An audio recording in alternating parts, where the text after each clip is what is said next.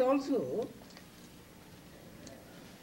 see, each one of us is composed of 5 sheaths, and the real core is beyond these 5 sheaths, 5 cases.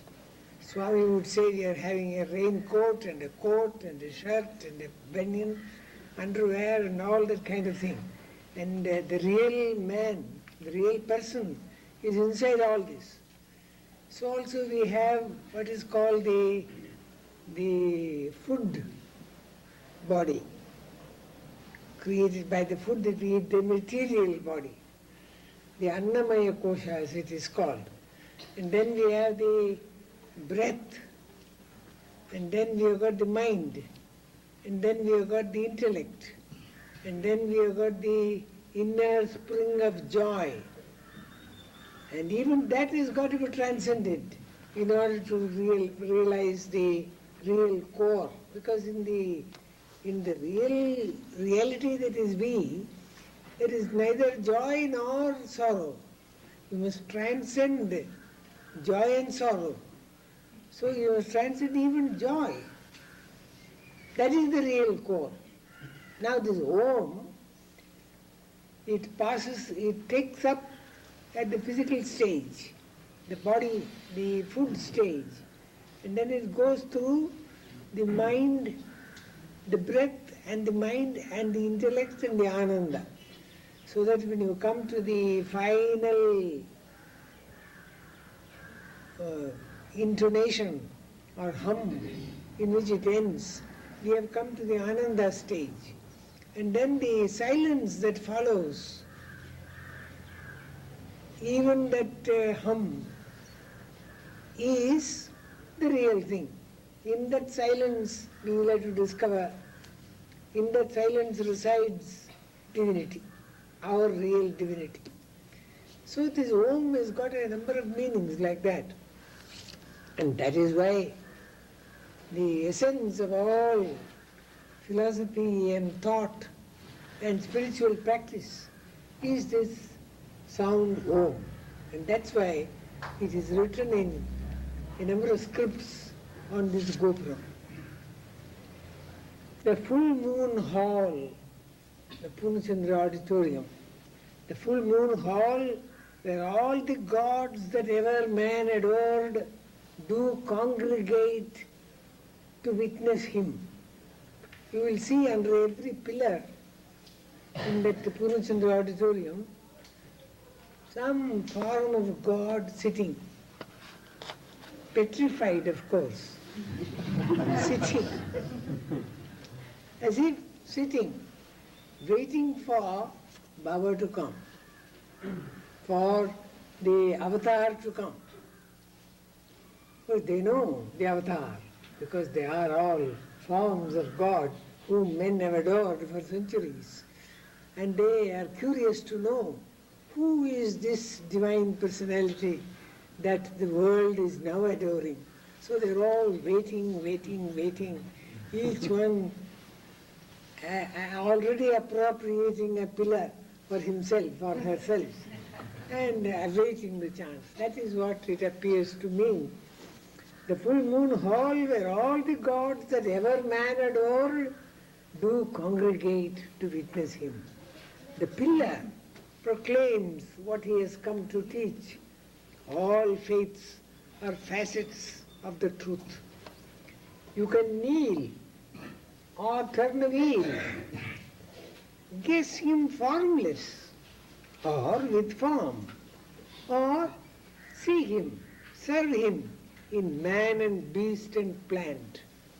You can even worship a plant, a tulsi or a tree, as they do near that other gate. You've got a tree there which is worshipped. We say Vishnu resides in your trunk, Brahma resides in your root, Shiva resides in your fruit. So we invoke all, they do that. God is really in the tree. Without God the tree can't grow. God resides in the worm, God resides in the microbe, God resides in the virus. God resides everywhere. Man, bird, beast, tree, plant. And therefore you can serve him in a plant or in a tree or in a bird.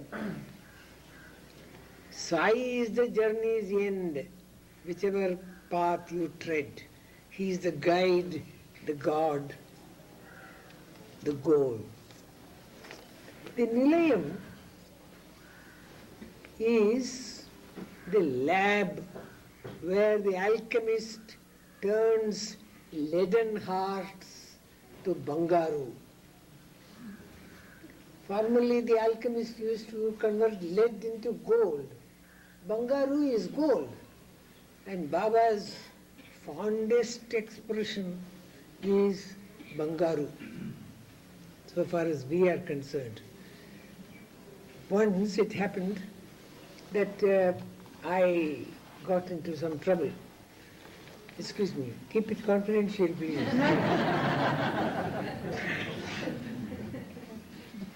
Something happened, and Baba wanted to teach me a lesson, and therefore he didn't keep me away, but he didn't notice me or talk to me or recognize me at all as being alive and before him. Now that is the worst punishment that you can have, the worst test, the hottest crucible into which you can be put.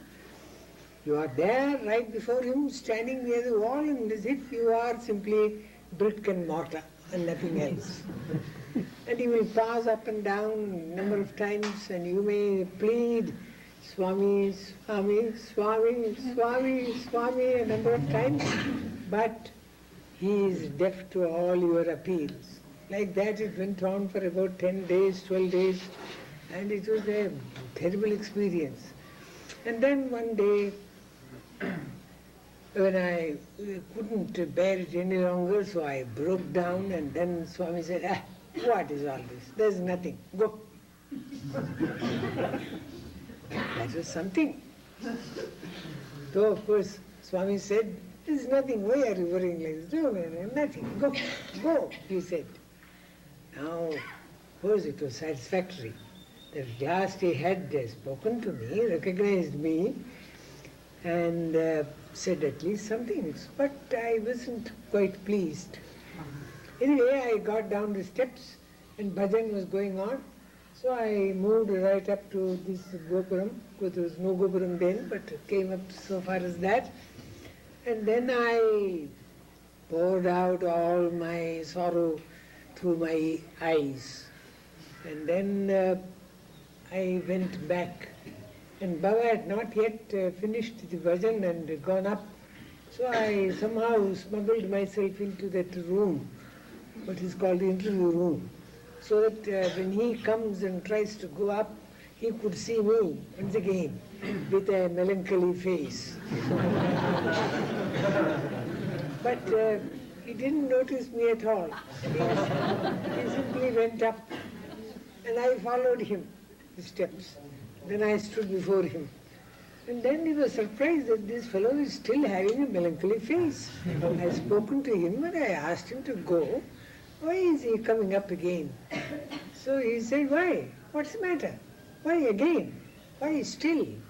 Then I said, Swami, you didn't pat me on the back and say Bangaru. Bangaru means cancelling of all that has happened. New chapter. And Swami took compassion on me. And he said, come here. And then a big whack on my back. And, Bangaru. And Bangaru. So that Bangaru is a word that we long to earn from him. So leaden hearts, my heart for example, he turns leaden hearts into Bangaru. It is an ashram where the Sadguru brings back to life the drooping and the dead. Because many of us are dead. Dead to generosity, dead to love, dead to compassion.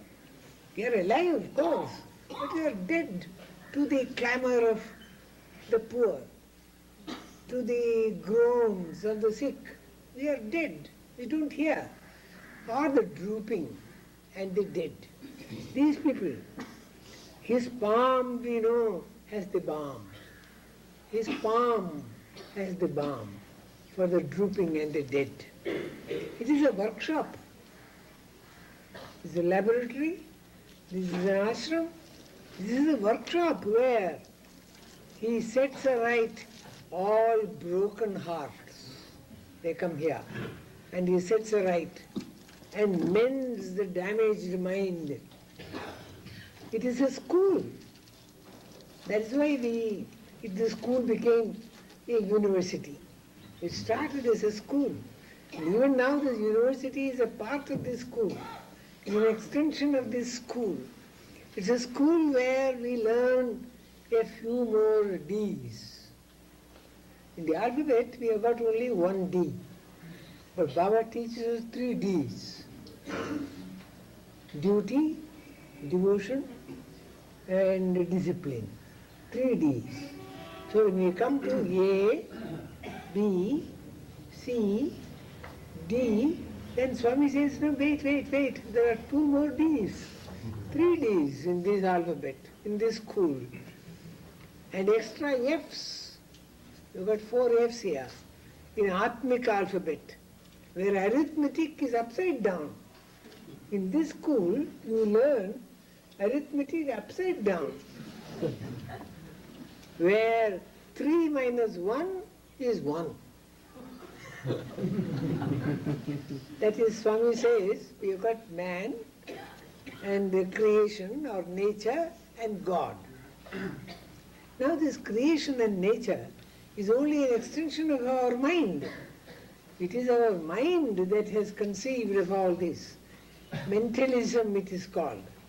And when you remove the creation, the illusion of the world, there is only God. And who is God? That is also your creation. You are part of God. I am God and you are God. So you are in me and I am in you. So there is only one. So 3 minus 1, if you take away the creation, you become only 1. A big metaphysical arithmetic. And I plus I plus I plus I plus plus plus plus. All of you, each one of you calls yourself I. Now, all these I plus plus plus and I plus I plus I plus I add up to single I. Not 4 or 40 or 50. All are parts of God, therefore That is the arithmetic that we learn here. Now, so these are for people who are coming for the first time. Take your seat on the darshan line and fold your palms and minds.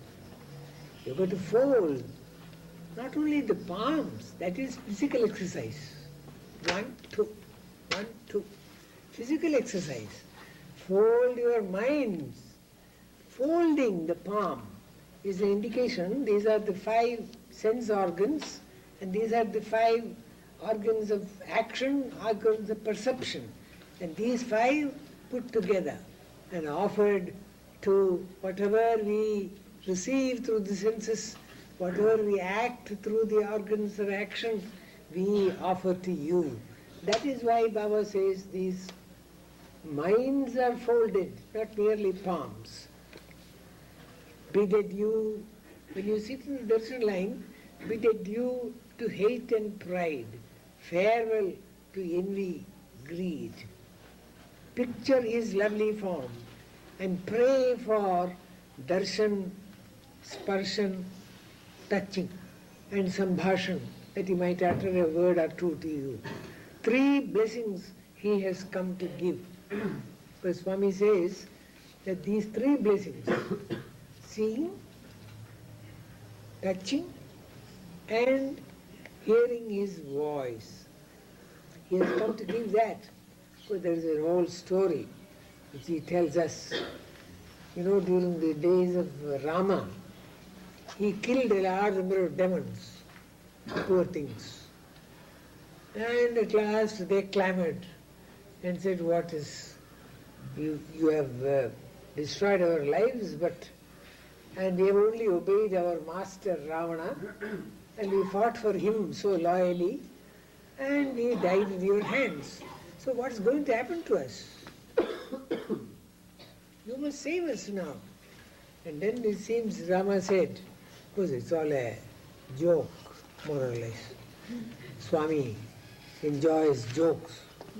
So he said to those demons, if you come during the Kali age, I will be coming. And it is at that invitation that we have all come.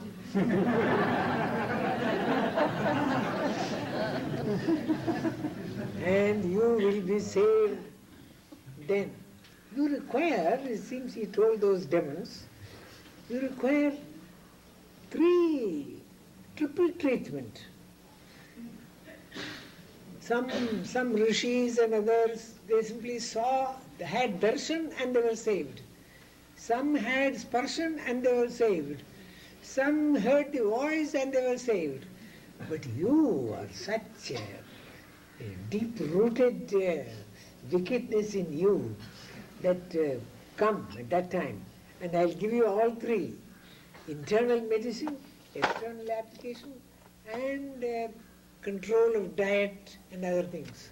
So these 3 he has come to give. In one poem that he sang before one of his discourses, he mentioned this.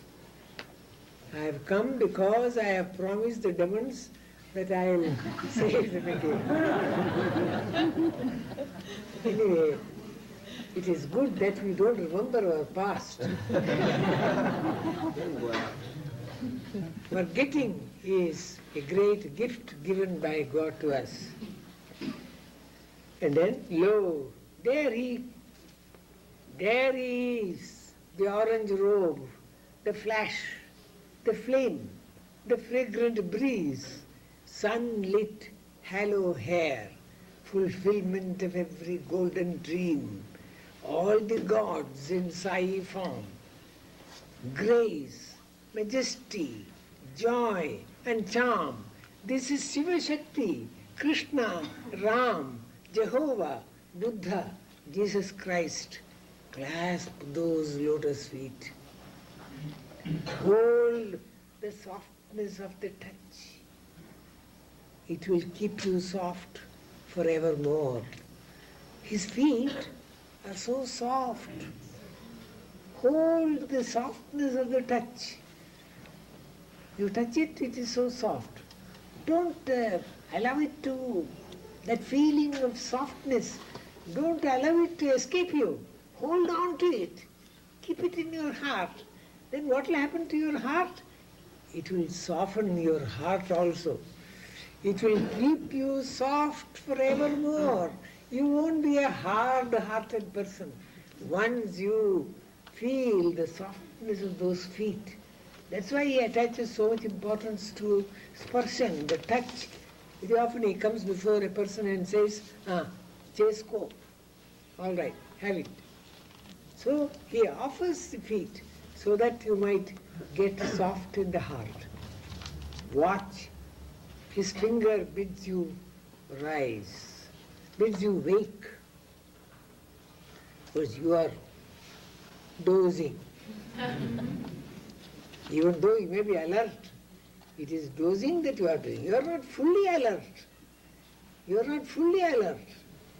You are simply intoxicated with worldly things. You are not alert to your responsibility, alert to your duty.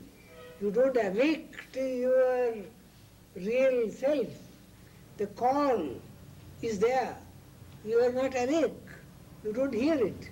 That's why in the Upanishads it is said, Uttishta, get up, Jagrata, awake, and go to the person who will lead you. So watch, his finger bids you wake. You are chosen. You are chosen. Swami is going to give you the interview. You are chosen, dear child. Follow him. Blessed is the day, the hour. You will be born anew. What is going to happen to you is, you will be born anew. This, up to this moment, you had some type of life. A new life is going to begin for you. You will be born anew, and who you are, and then what happens inside the interview room, there is a kind of the workshop. You have entered the workshop, and Swami says you come here merely as a kind of a vintage car, very much damaged, won't proceed at all. And Swami says, I'll change the engine, I'll change the brake. Brake we haven't got at all.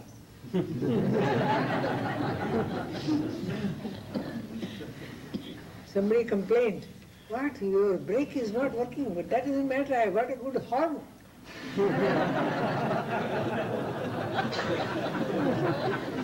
Most of us operate only on horns and no brake. So this workshop, he puts the brake, he puts the everything else, and then he fills all the tires and makes the spring quite all right and the balance, and then paints new, and then it moves out of the workshop fresh, new, capable of journeying throughout life happily and without any danger. That's once what he explained his role to be. So let us see what happens to us when we go and yield ourselves to him.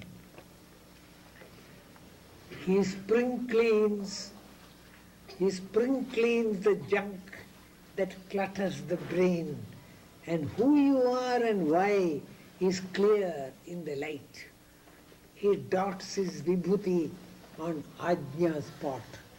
This is according to yoga, very important place in the Kundalini yoga.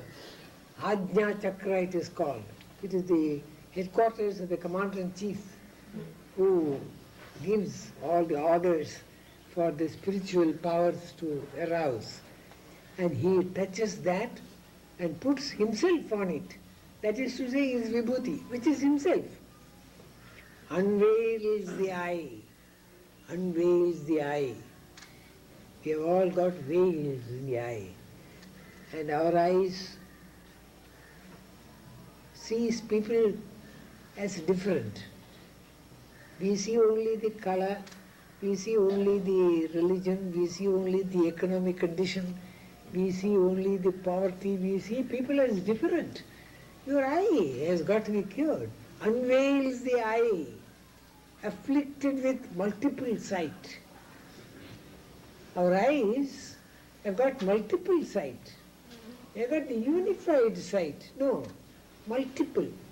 They see people as different, distinct, apart, afar. He laughs.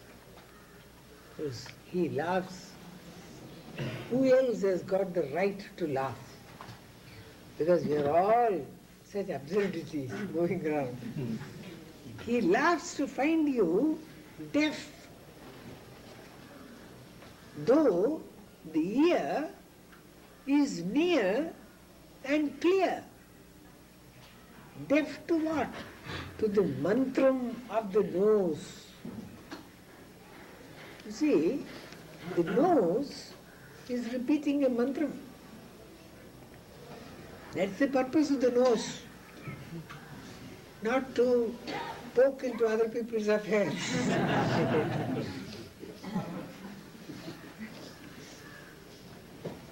The breath, so to say, not the nose, of course, is a breathing instrument. And it utters a mantram.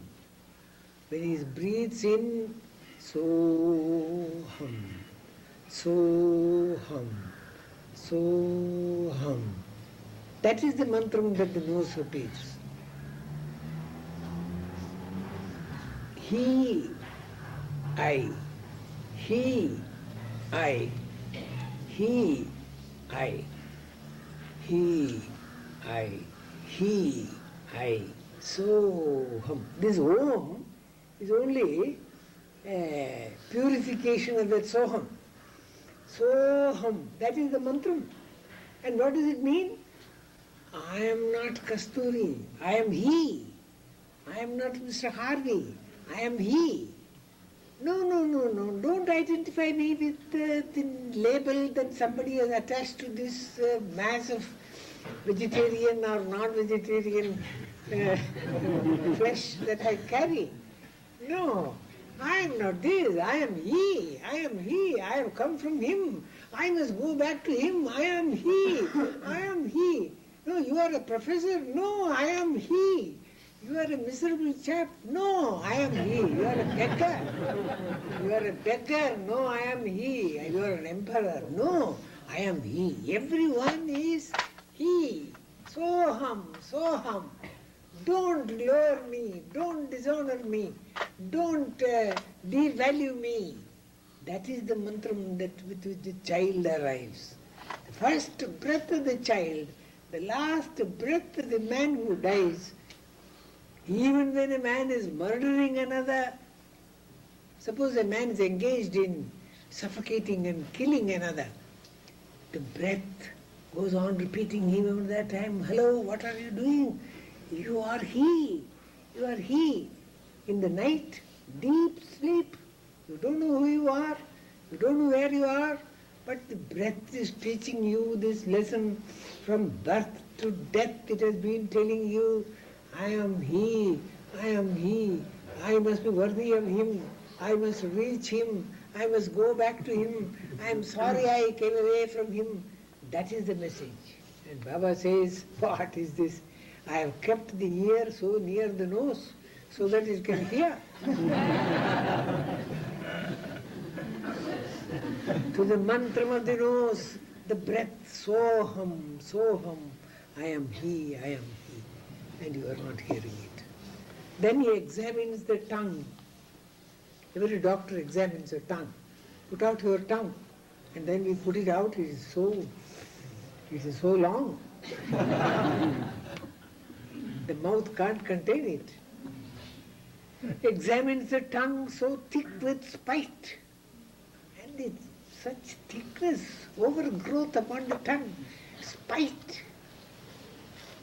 Spite against others. Thick with spite. Prescribes a mixture of dhyan and jap to cure the tongue.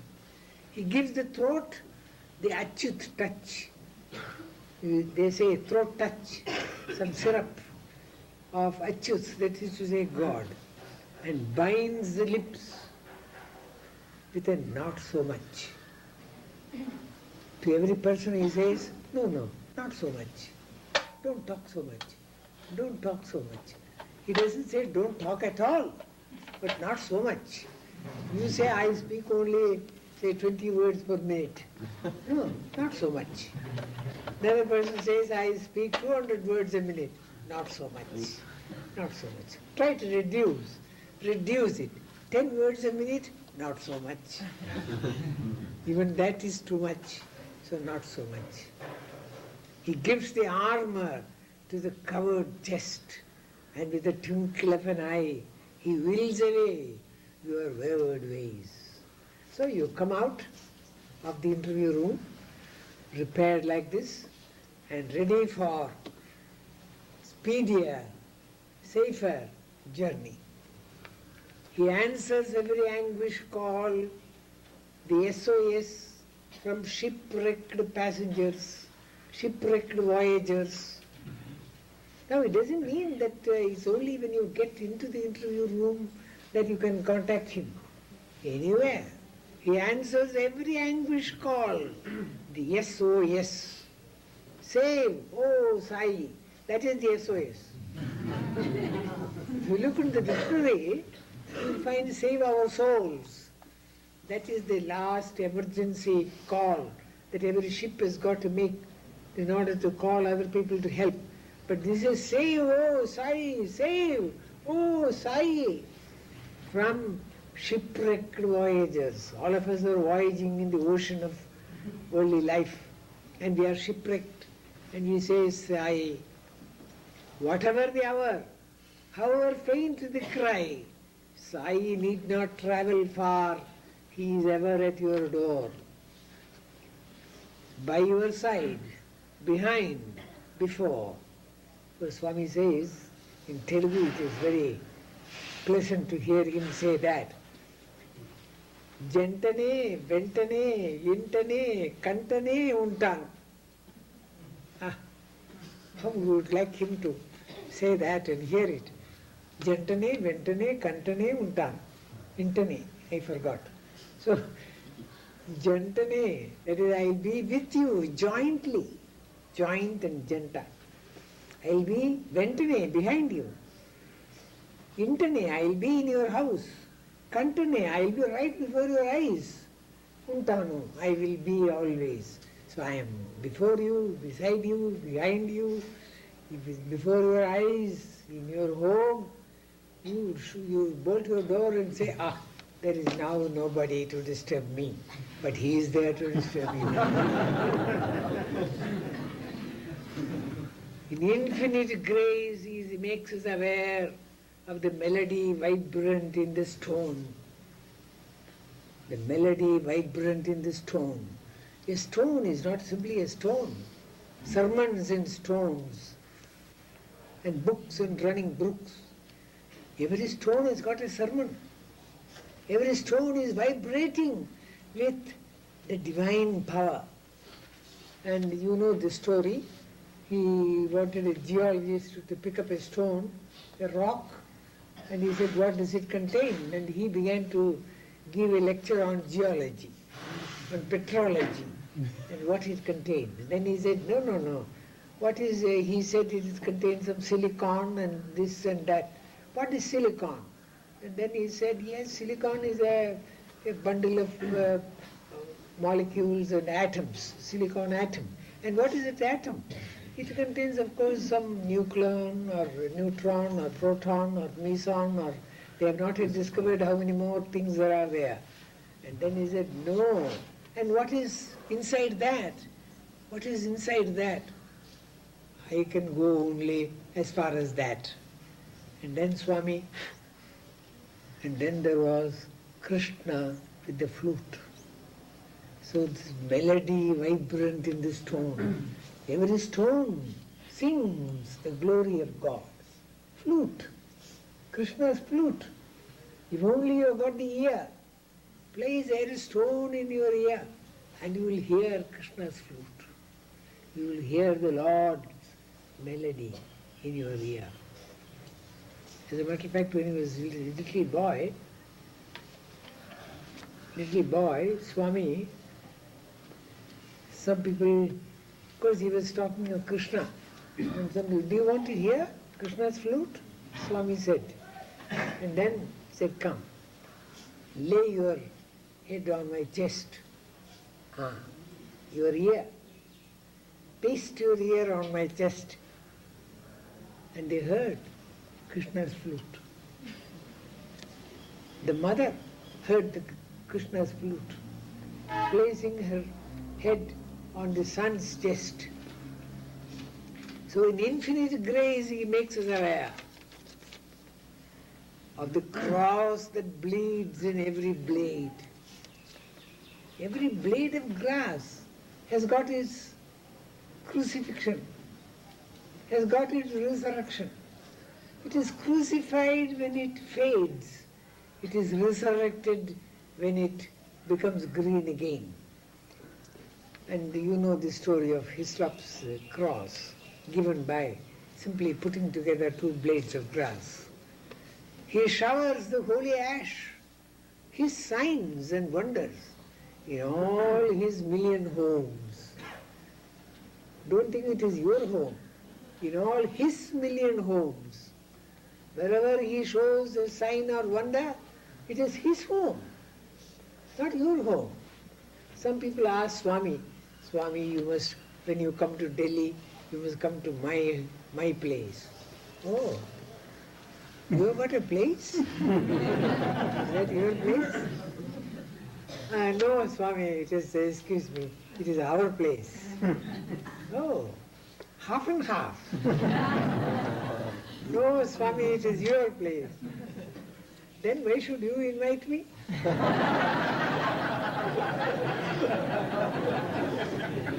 What right have you to invite me to my place? That is what Swami says. So every home is his home. In his million homes, this is my calling card, he says. I am yours, I am yours, I am yours. His hands and feet, his eye and voice, they girdle the cosmic sphere. Then, why need we hurry and scurry from east to west and west to east, over hill and dale and sea and sand, in search of the lotus feet? They are here, within reach of every longing hand. Longing hand. That doesn't mean that your hand must become long. Your mind must long. As a matter of fact, once, Swami, some person will call for the interview room. And then he was just about to leave. And then he said, he was doing namaskar, touching his feet. Then he said, anyway, now that you are here, take the measurement and go. Measurement? Yes. See, you find out the space which is required for me to stand between the 2 feet. How much space is required for me to stand comfortably? You measure and then go. Why, Swami? What do you do in your shrine room? You put your hands too close and then you pray, Swami, come before me so that I can touch your feet. And you keep your hands so close. And it is difficult for me to stand at that space. Swami said that. How can I stand in that limited space that you give between? I can't stand upon your hands. I don't want to hurt you. So you please keep your hands as apart as necessary. So take the measurement and go. Now, if Swami is going to give you the touch of his feet, wherever you are, why hurry and scurry from east to west and west to east, over hill and dale and sea and sand in search of the lotus feet? They are here, within reach of every longing hand. Did he not sing the first ever song? Manasa bhajare Guru Charan. Worship the feet of the Guru in your mind. Let us install them in the inmost shrine. those feet and pray, Sai, my Lord, grant me the vision of thy kingdom within me. Grant me the vision of thy kingdom within me. Assign me the work that is worship for thee. Whatever work is worship for thee. And what work shall I do as worship for thee? I remember I was a professor in the university and I was to retire within about 3 months. So I went in search of Swami, and he was somewhere in Madras. So I went there and told him, Swami, 3 months more this service in the university. Afterwards, I come to you, your service. And he said, what? I thought you were a wise chap, reasonable chap. Huh. And you claim to be a professor. My ego was punctured. Do you make a distinction between university service and my service? Is that not my university? Is that not my service? What is it that you are talking? Swami service as if it is different, and university service as if that is different. Wherever you are, it is my service. The whole world is mine. And every one of you is my servant, doing my duty. That I have assigned to you. Now that opened my eyes. Of course, my eyes wide open at that time also. So, grant me the vision of thy kingdom within me. Assign me the work that is worship for thee. Whatever work you give, there is no high or low. Lead me to those who heed thy word. Satsang. Don't put me in the midst of people who will discourage me. Lead me to those who heed thy word and pine for thee. What is a devotee? Just pine for him. Reveal thy charm wherever I cast my eye. Wherever I cast my eye, let me only see thy charm. Let me not see the ugliness, because there is nothing ugly, because everywhere you are, and therefore there is only beauty everywhere.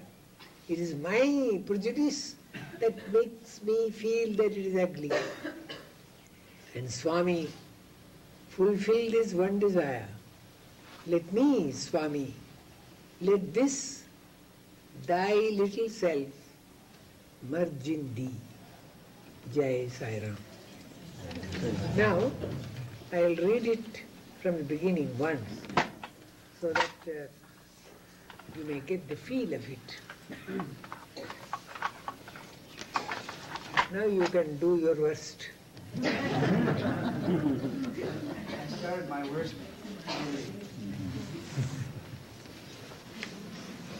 One moment, Professor, please.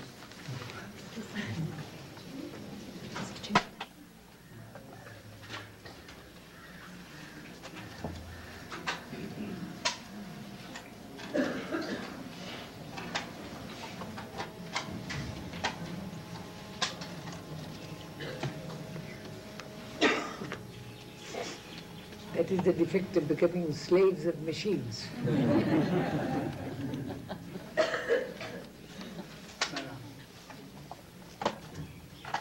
Listen to me, ye children of God, said the Vedic sage centuries ago.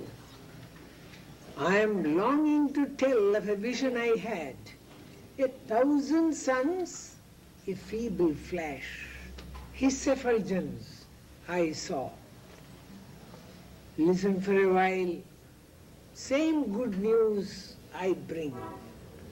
The God has come again, the Satchidanand Supreme. Truth is his name. Love his breath. Dharma, his voice. His presence, peace. He has come for you and me and all that lives, bird and beast, our kith and kin. Each of us a role in his eternal play. No man has heard a tale so true. It is Satyam, Shivam, Sundaram. Truth, goodness, beauty, all three. No man has sung a song so sweet. It is Gita, Ganga, Gayatri. He is nudging me to sing of him, but it is he who sings through me. He is urging you to listen to me, but I know it is he who is hearing me. He has come as man to liberate man in varied climes and times.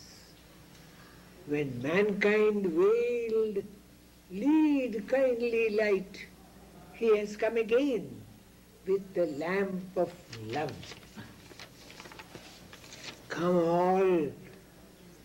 Come all who thirst for rest. Come all who pine for paradise on earth. Come all who seek relief from grief. Ask him to allay the pain, loosen the chain, uproot the parasites that suck you dry. Bring disaster, disease, distress, defeat, and pile them at his feet. Then, light of foot and gay of heart, skip along the pilgrim road, happy, hopping, free. A ring of hills, so brown and blue, the holy stream Chitravati. It is sacred Puttaparthi, abode of Sanatana Sarathi. Prashanti Nilayam, Jerusalem. Both words mean the same to every hungry soul. Angels hover over the silver door. Devas crowd around the golden domes. The gopuram, it leads your eye up and up and up and up to omnipotent Om. The full moon hall where all the gods that ever man adored do congregate to welcome him. The pillar proclaims what he has come to teach. All faiths are facets of the truth. You can kneel or turn a wheel, guess him formless or with form, or see him, serve him in man and beast and plant. Sai is the journey's end. Whichever path you tread, he is the guide, the goal, the God. This Nilayam is the lab where the alchemist turns leaden hearts into Bangaru. It is an ashram where the Sadguru brings back to life the drooping and the dead. His palm, we know, has the balm. It is a workshop where he sets aright all broken hearts and mends the damaged mind. It is a school where we learn a few more D's and extra F's in Atmic alphabet. 3 minus 1 is 1. Arithmetic is upside down. And I plus I plus I plus I adds up to single I, not 4. Take your seat on the darshan line and fold your palms and minds bidden you to hate and pride, farewell to envy, greed. Picture him, his lovely form, and pray for darshan, sparshan, sambhashan. 3 blessings he has come to give. Lo, there he is, the orange robe, the flash, the flame, the fragrant breeze, sunlit, hallowed hair, fulfillment of every golden dream, all the gods in Sai form, grace, majesty, joy and charm. This is Shiva Shakti, Krishna, Ram, Jehovah, Buddha, Jesus Christ. Clasp those lotus feet.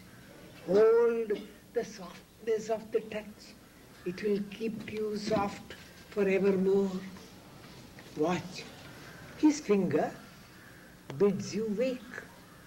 You are chosen, dear child. Follow him.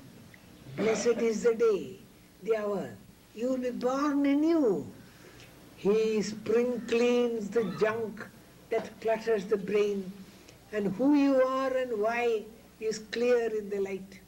He dots his vibhuti on ajna spot, unveils the eye afflicted with multiple sight.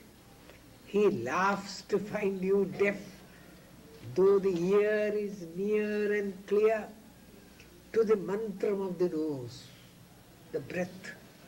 Soham, Soham, I am he, I am he, I am he.